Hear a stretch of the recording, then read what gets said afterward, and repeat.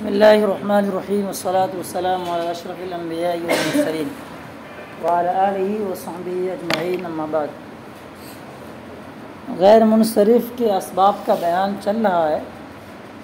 پیچھے عدل کے بارے میں کچھ بیان، بلکہ پوری بات تقریباً ہو چکی تھی اور یہ بتایا تھا کہ عدل تقدیری کا اعتبار تین طریقوں میں سے کسی ایک طریقے سے ہوتا ہے۔ کیا بتایا تھا؟ کبھی کبھار منع صرف پڑھنے کے لیے عدل تقدیری مانتے ہیں، اور کبھی کبھار کیا ہے مبنی بنانے کے لیے، اور کبھی کبھار کسی دوسرے اسم کے ہم وزن ہم صورت بنانے کے لیے اس میں کیا عدل تقدیری کا اعتبار کیا جاتا ہے۔ تو یہاں جو باب قطام کا جو لفظ انہوں نے بڑھایا تھا، یہاں پہ کون سی صورت ہے عدل تقدیری کی؟ لتتبع الاخوات والی صورت ہے، یعنی قطام کے اندر عدل تقدیری مان رہے ہیں غیر منصرف بنانے کے لیے نہیں، پہلے سے غیر منصرف ہے وہ، اس کو اس کے دوسری جو اخوات ہیں نظائر ہیں وہ کون ہیں؟ غرابے ہے، اور کیا ہے ہزارے وغیرہ جو کنڈیشن ہے آیان راہ کے علاوہ جو غلابے وغیرہ ہے فساقے وغیرہ ہے، ان سے کے وزن سے ملانے کے لیے یہاں پہ انہوں نے کیا کیا ہے عدل تقدیری اس کو مانا ہے۔ عدل تقدیری کسے کہتے ہیں، اس کی تعریف وغیرہ کچھ لکھا دیا تھا نا، کتاب کے اندر بھی موجود ہے۔ چلیں، اس کے بعد آپ یہ بھی بتایا تھا کہ عدل تقدیری کی کچھ صورتیں جو ہے نا ہم الحوامے کے اندر موجود ہے، وہ میں نے آپ کو پڑھ کے سنا بھی دیا تھا، وہ کتاب کے اندر بھی موجود ہے، وہ کتاب کے بارے میں بتا بھی دیا تھا، کافیت النوع میں ہے، وہاں دیکھ لیں یا ہم الحوامے کو دیکھ لیں۔ اب یہاں سے منع صرف کے اسباب میں سے جو دوسرا سبب ہے اس کے بارے میں گفتگو کرنے جا رہے ہیں۔ کیا کہا انہوں نے؟ الوصف۔ پہلے بتایا تھا کہ جتنے بھی اسباب منع صرف ہیں ان میں سے صرف عدل کی تعریف انہوں نے کی ہے، باقی انہوں نے بھی چھوڑ دیا کیونکہ ان کی تعریف کیا ہے؟ مشہور و معروف ہے۔ لا یحتاج الی تعریف یا الی حد لوضوحہ، کیونکہ پہلے سے وہ واضح ہے۔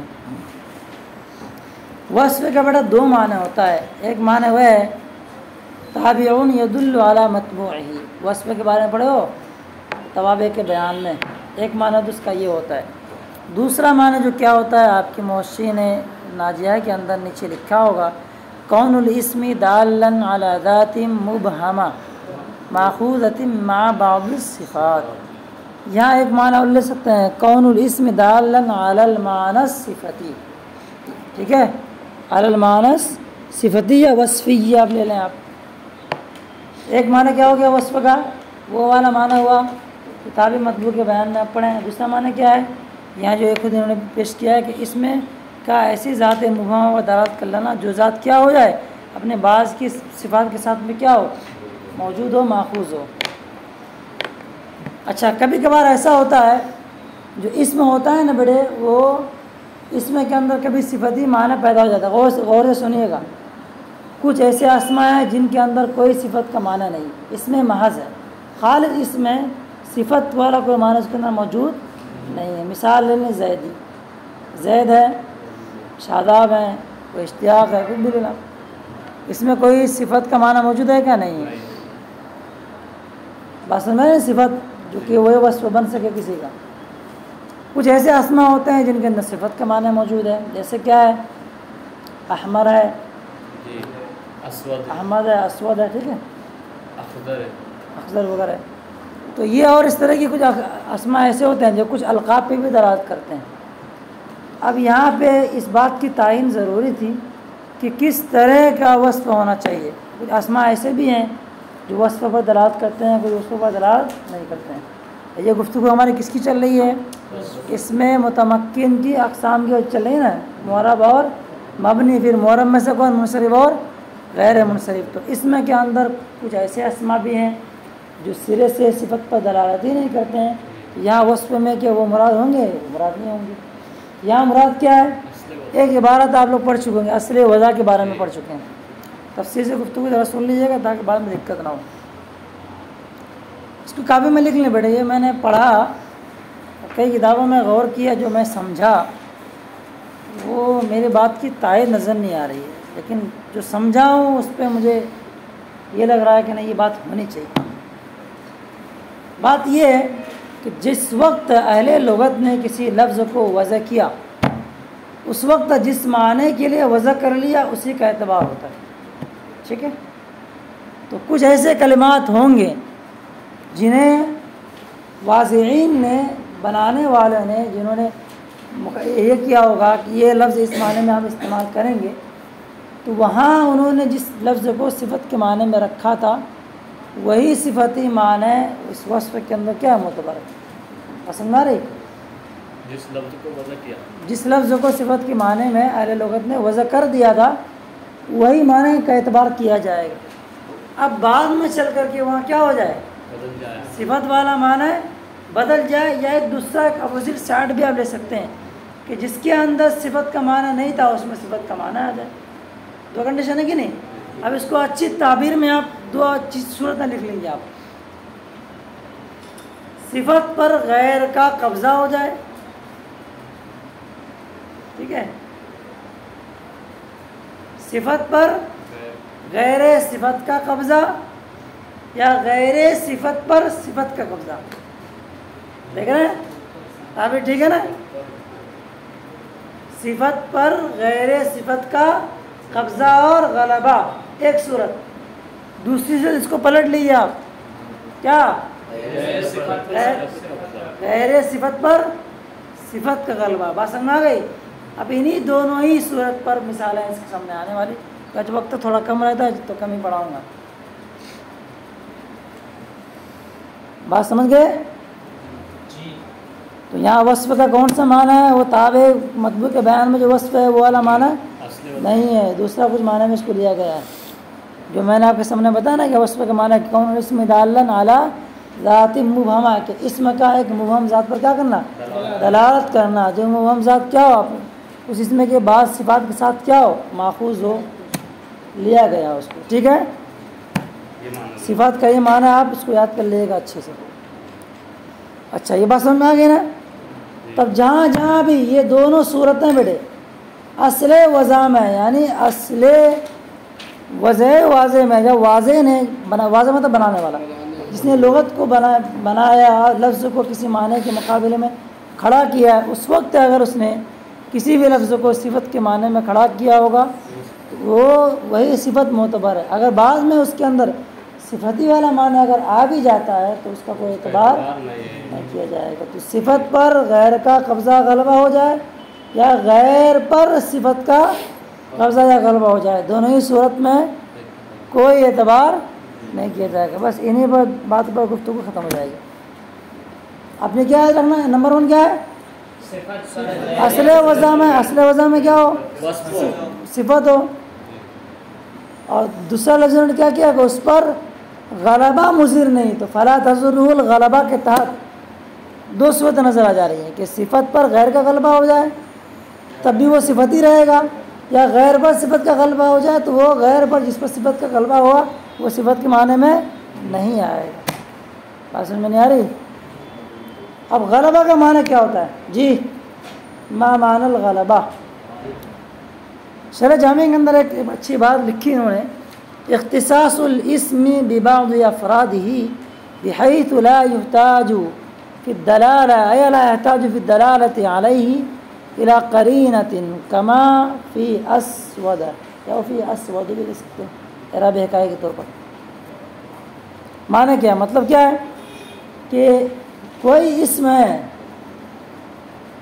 اسم کا اپنے بعض افراد کے ساتھ اس طرح خاص ہو جانا کہ اس بعض حضرات پر دلالت کرنے کے لیے کسی قرینے کی کوئی ضرورت نہ پیش آؤ۔ مثال سمجھا، پہلے زمانے میں اسود اور ابیض یہ ایک صفتی معنی میں استعمال ہوتے تھے، جی پہلے کس معنی میں تھے؟ صفتی معنی میں یہ استعمال ہو جایا کرتے تھے، لیکن بعد میں چل کر کے کیا ہو گیا؟ کالے سانپ کو اسود کہا گیا، ٹھیک ہے؟ سمجھ آ رہی؟ اب کیا ہو گیا کہ اسود ایک اسم ہے جس کا اطلاق ہر کالے پر ہوتا ہے، لیکن یہ اسود اپنے افراد میں سے ایک خاص فرد کون ہے؟ سانپ، کالا ہونا، اس کالے افراد کی فرد کے ساتھ میں کیا ہو گیا؟ لفظ اسود کا اطلاق ہونے لگا۔ ایسا ہونے لگا کہ جب بھی اسود بول رہے ہیں فوراً ذہن کہاں جا رہا ہے؟ کالے کے ساتھ جا رہا ہے، تو اسم کا جو کامن تھا، کامن ناؤن تھا وہ، ٹھیک ہے، اس وقت کیا ہو گیا، وہ پراپر ناؤن ہو گیا، پراپر ناؤن ہو گیا، کیا خاص ہو گیا نا، کامن ناؤن ہو گیا. پھر کیا ہو جائے گا، عالم کو کیا بولتے ہیں بھائی، پراپر ناؤن بولتے ہیں، ناؤن بولتے ہیں. چلو ناؤن اور پروناؤن، ایڈجیکٹو ایڈجیکٹو اپنی جگہ پڑھتے ہیں نا. خلاصہ کلام یہ ہے کہ ایک لفظ کامن تھا، وہ اپنے ہی کسی ایک فرد کے ساتھ کیا ہو گیا، وہ خاص ہو گیا. ایسا خاص ہو گیا کہ جب بھی کیا ہو جائے، اس کو جب بولا جا رہا ہے اس اسم کے بارے میں تو وہ ذہن کہاں جائے، ڈائریکٹ کالے صاحب کی طرف جا رہا ہے. ابیض بولتے ہیں تو کیا جا رہا ہے، چت کبرا بولتے ہیں اس کو، جس میں کیا ہو، بیاض اور سواد، یعنی سفیدی اور سیاہی کی آمیزش ہو. جس صاحب کے اندر اس کو چت کبرا بولتے ہیں نا تقریباً ہماری طرف. تو یہ حقیقی معنی میں کیا تھے بیٹے، یہ صفت تھے. فلا تضرہ الغلبہ سے مراد کیا ہے کہ ایک اس میں کامن ہو، عام ہو، وہ اپنے کسی ایک فرد کے ساتھ ایسا استعمال ہو جائے کہ جب جب بولا جائے تو ذہن کدھر جائے، اسی طرف جائے. سمجھ گئے نا غلبہ کا مطلب کیا ہوتا ہے یہاں پہ، اختصاص الاسم ببعض افرادہ، لکھ لو بڑا بات، بحیث لا يحتاج فی الدلالۃ علیہ الى قرینۃ کما فی اسود و ارقم. یہاں مخرج سے بولو ارقم. چل ٹھیک ہے، چلو بیٹا. اچھا جہاں جہاں بیٹا، ایک منٹ، جہاں جہاں یقینی ہو کہ یہ صفت کس معنی سے نہیں ہے، اس کا منصرف پڑھنا 100% کیا ہے، جائز ہے کہ 100% ہے، وہ 100% کیا پڑھیں گے اس کو، آپ منصرف پڑھیں گے، کیونکہ ہمیں پتہ ہے کہ یہ اصل وضع میں کیا ہے، وہ صفت نہیں ہے. بس میں آگے دوسری صورت کیا ہے کہ اصل وضع میں وہ کیا صفت ہے، اس کو 100% کیا پڑھیں گے آپ، غیر میں سے پڑھیں گے. اب ایک صورت کیا بچتی ہے کہ اصل وضع میں صفت ہے یا نہیں ہے، تو اس کے بارے میں کیا ہو جائے گا، وہ ضعیفہ کا قول لکھا ہے انہوں نے کہ اس کو منصرف غیر منصرف پڑھنا کیا ہے، ضعیف ہے. کیوں ضعیف ہے، کہ اس کے بارے میں یقین سے کہا نہیں جا سکتا ہے کہ اصل وضع میں یہ صفت کے معنی میں تھا یا نہیں تھا. تو کچھ ایسے ہوں گے جن کا منصرف پڑھنا 100% کیا ہے، 100% پڑھیں گے منصرف. کچھ ایسے جن کو کیا پڑھیں گے آپ 100% غیر منصرف. کچھ ایسے ہیں جو کیا ہیں بین بین جو لٹک رہے ہیں، بین بین قریب ہیں کہ بین بین بعید ہیں، وہ وہی جانے بیچارے. جو بیچ والا مسئلہ ہوتا ہے نا بیٹا، بہت ڈینجر ہوتا ہے. پہچانیں گے کیسے کہ اس کو اصل وجہ میں جو ہے، جی پہچانیں گے طریقہ کار یہ ہے کہ آپ لغت کو ٹھنگاریں اچھی سے، آپ کتاب کا مطالعہ کریں، آپ زیادہ سے زیادہ کتابیں جو آتی ہیں نحو کی ان کا خوب مطالعہ کریں، سب مل جائیں گے. کل بتایا تھا ہم العوامی کے اندر کہ عمروں کے فواروں کے وزن پر کتنے لفظ آتے ہیں پورے کلام عرب میں. اب تک سنے تھے کبھی نہیں سنے تھے؟ کیسے بتایا، مطالعہ کیا تو آپ کو بتایا.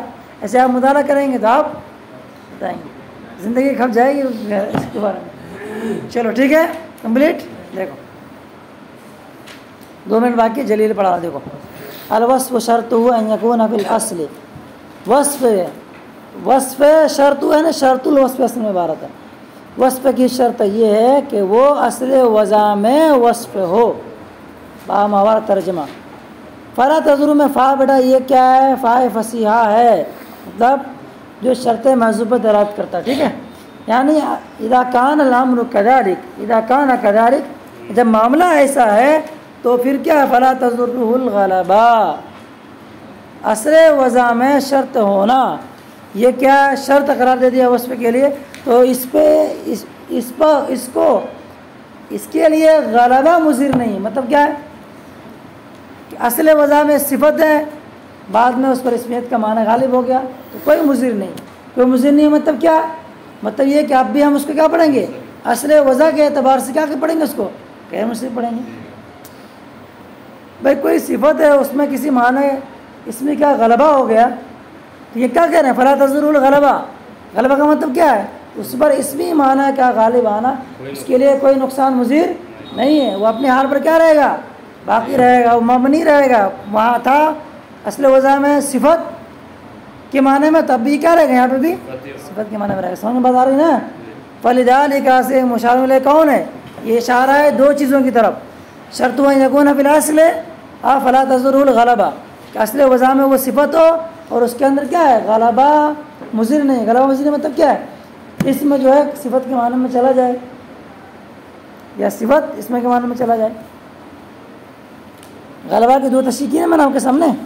چلیں اب فَلِذَلِكَ سے نتیجہ بیان کرے. 2 چیزیں یاد رکھیے گا. اصل وضع میں شرط کیا ہے صفت کا ہونا. دوسری چیز کیا ہے کہ اس کے اندر کیا ہے غلبہ مضر نہیں. صفت کے معنی میں پہلے تھا اب کسی اور معنی میں ہو گیا تو اس کسی اور معنی میں ہو جانے سے اس کا کوئی نقصان نہیں ہوتا ہے. وہ ایسا پاورفل ہے بی جے پی کی طرح حکومت ہے کہ کوئی اس کو گرا نہیں سکتا. جو یہ رہنا تو 2024 میں بھی آنا ہے. فَلِذَلِكَ صُرِفَ یا صُرِفَ اربعین اعراب حکائی فی مراتب نسبت اربعین. اربعون بھی پڑھ سکتے ہو آپ. اس کی بنیاد پر اربعین یا اربعون کو منصرف پڑھا گیا ہے مراتب نسبت اربعین میں. کس بنیاد پر؟ اس بنیاد پر جو اوپر بات آ گئی کہ شرط ہے کہ اصل وضع میں کیا ہو صفت ہو. یہاں اصل وضع میں یہ صفت نہیں ہے. اصل وضع میں 44 عدد کے لیے اس کو وضع کیا گیا تھا. بعد میں چل کر کے عبارت میں بنسبت 40 4 عورت صفت کے معنی میں آ رہا ہے لیکن یہ اصل وضع میں کس میں تھا وہ عدد کے لیے موجود تھا. اس کا اعتبار کرتے ہوئے یہاں پہ کیا ہے اس کو غیر منصرف پڑھا نہیں جائے گا کیونکہ اصل وضع میں یہ کیا ہے عدد کے لیے خاص ہے. یہاں اگر جس صفت کے معنی میں آ گیا تو فلا تضرہ الغلبہ. غلبہ والی صورت جو ہے نا نہیں تو غیر صفت پر صفت کا غلبہ ہوا کہ نہیں ہوا. مرد بنسبت 40 ہوا کہ نہیں ہوا. کوئی غلبہ اس کو کوئی اعتبار نہیں کیا جائے گا. ٹھیک ہے بیٹا آپ کے وقفے کا ٹائم ہو جائے میں پڑھا دوں پٹافٹ. ٹھیک ہے اب ایک مثال اور تو غیر منصرف اس کو نہیں پڑھا جائے گا 100% بار کمپلیٹ. اب 2 مثالیں پیش کر جہاں غیر منصرف 100% پڑھیں گے. وَامْتَنَعَ مِنَ الصَّرْفِ لِعَدَمِ مَظْهَرَةِ الْغَلَبَةِ. اسود اور قم یہ دونوں صاحب کے نام ہے. ٹھیک ہے کون کون صاحب کو کہتے ہیں پہلے بیان کر چکا ہوں. تو یہ کیا ہے غیر منصرف ہے. کیوں بھائی اصل وضع میں اس کی وجہ کس لیے ہوئی تھی صفت کے معنی کے لیے ہوئی. اس پر کیا ہو گیا بعد میں اسمیت والا معنی غالب آ گیا تو یہ غلبہ کوئی مضر نہیں. ہم اصل معنی کے اعتبار سے کیا پڑھیں گے اس کو جیسے اربعون کو اصل معنی کے اعتبار سے کیا پڑھا منصرف پڑھا ویسے یہاں کیا پڑھیں گے اصل معنی کے اعتبار سے. تو صفت پر غیر صفت کا غلبہ غیر صفت پر صفت کا غلبہ دو نہیں معتبر نہیں اعلان مسلم ہے. چلو اس کے بعد کیا ادھم للقید. ادھم کی کس کو کہتے ہیں بیڑی کے لیے اس کا استعمال کیا جاتا ہے. تو بیڑی ایک اسم والا معنی ہے اور ادھم ایک صفتی معنی جو پہلے موجود تھا وہ چت کبرا وغیرہ کے معنی سے لیتے ہیں. اس کو لغت میں دیکھ لینا. بیڑی بولتے ہیں بیڑی قید قید زنجیر ہے زنجیر. اس کے بولیے عربی میں کیا استعمال ہونے لگا ادھم بھی ہونے لگا لیکن پہلے کس معنی میں تھا یہ صفتی معنی میں تھا. تو اس کا اعتبار کرتے ہوئے کیا ہو جائے گا صفت والا معنی موجود ہے پلس کیا ہے وزن فعل ہے. اسود میں صفت ہے وزن فعل ہے غیر منصرف کے 2 سبب موجود ہے. ارقم میں کیا ہے صفت ہے اور وزن فعل افعال کو وزن ہے کہ نہیں تو غیر منصرف پڑھا جائے گا. وضعف من هو افعال الحیہ واجدل للصقر واخر للطائر. 3 کلمات ہیں. افعا صاحب کا نام ہے اجدل کیا ہے باز کا نام ہے آخیل کیا پرندے کا نام. ان تینوں کو غیر منصرف پڑھنا کیا ہے ضعیف ہے. کیوں کہ ان کے بارے میں یقین کے ساتھ موجود نہیں ہے کہ یہ ان کے اندر صفتی والا معنی ہے یا نہیں ہے. وہم ہے کیا وہم ہے کہ افعا یہ کس سے ماخوذ ہے لکھا ہے یہاں پہ فاوا سے ماخوذ ہے بمعنی خبث خبیث ہونا. کیا ہو جائے گا صفتی معنی کا احتمال تو نظر تو آ رہا ہے صفت کے معنی کا احتمال ہے یقین نہیں ہے. منصرف غیر منصرف پڑھنے کے لیے کیا ہونا چاہیے یقین ہونا چاہیے. اصل وضع میں صفت کے معنی میں ہے یقیناً تو غیر منصرف نہیں ہے تو منصرف. اور یہاں ایسا کہ ان کے بارے میں یقین کے ساتھ کہا نہیں جا سکتا. یقین گمان ہے کہ افا یہ فاوا بمعنی خبث سے ماخوذ ہو اجدل جدل بمعنی قوت سے ماخوذ ہو. باقوت ہوتا نا باز کہاں اڑتا ہے پکڑ لیا اڑ گیا پٹ سے. اس کے بعد کیا ہے اخیل یہ خیالان سے ماخوذ ہے بمعنی نقش کے معنی میں. ان معنی سے اس کا مشتق ہونا صفت کے اعتبار سے یہ وہم ہے یقین نہیں ہے. 3 کنڈیشن ہو گئی. صفت کا یقین ہی نہیں منصرف صفت کا یقین ہے غیر منصرف کچھ پتہ نہیں ہے ضعف ضعیف ہو گیا. یہ ہو گیا صلی اللہ الحبیب صلی اللہ علیہ محمد ضعفا. ٹھیک ہے ہاں سمجھ میں آ گیا. 2 بتایا نا صفت کے بارے میں یقین ہے کہ صفت ہے کیا پڑھیں گے اس کو غیر منصرف. یقین ہے کہ صفت نہیں ہے تو منصرف. کچھ پتہ نہیں چل رہا ہے ٹھیک ہے. مذبذبین بین ذلک لا الہ الا ولا الہ اولائے، پھر کہاں چلا جائے؟ اعراف میں چلا جائے، نہ جنت میں نہ جہنم میں، بیچوں بیچ میں رہ جائے۔ تو یہ جتنے کلمات یہ کہاں ہیں اب اس وقت؟ اعراف میں یہ لوگ موجود ہیں۔ صلی اللہ علیہ